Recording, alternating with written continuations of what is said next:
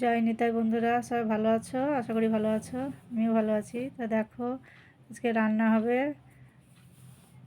হচ্ছে আলু পটল দিয়ে মাছের দিয়ে ঝোল হবে। ভাত বসিয়ে দিয়েছি, আর এই যে শাক ভাজা হবে। বাজার থেকে নিয়ে এসে সব ঢেলে রেখেছি এগুলো। আর আমাদের কিছু লোক আসবে ডাক্তার দেখাতে এখানে কলকাতায়, তাই জন্য মাছের ঝোল হবে পাতলা করে।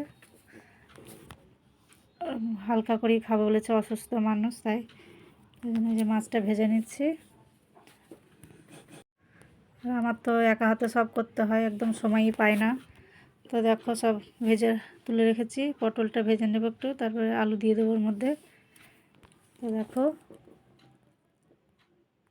তো পটলটা হালকা করে ভেজে নিয়ে আলু দিয়ে দিলাম ওর মধ্যে। এবার হচ্ছে আলু পটল ভালো করে ভেজে নেব, তার মধ্যে একটু জিরে ফোড়ন দিয়ে দেবো। এটা সাইড করে দিয়ে দিয়েছি। দেখো, ভাজা হয়ে গেছে।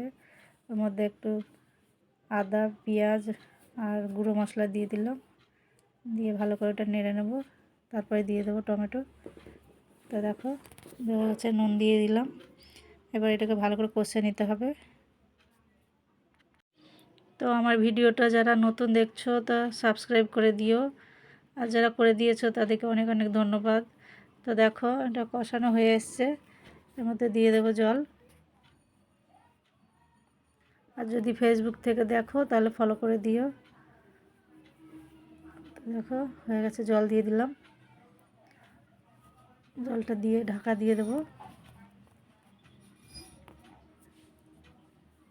যে হয়ে গেছে, একটু উল্টে দিলাম, মাছগুলো সব হয়ে গেছে। হালকা করেই করেছি, কারণ অসুস্থ মানুষ খাবে, তাই জন্যে।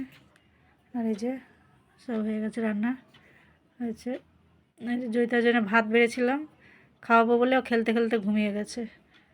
ডাল হয়েছে, মাছের মাথাটা ভেজে রেখেছিলাম ডাল করব বলে, তো সে আর করিনি। এই যে লাল শাক ভাজা। তো আজকে রান্নাবান্না কেমন হয়েছে তোমরা জানিও, ভালো লাগলে লাইক করো। তো দেখো, এই যে ঘুমোচ্ছে। যাই না।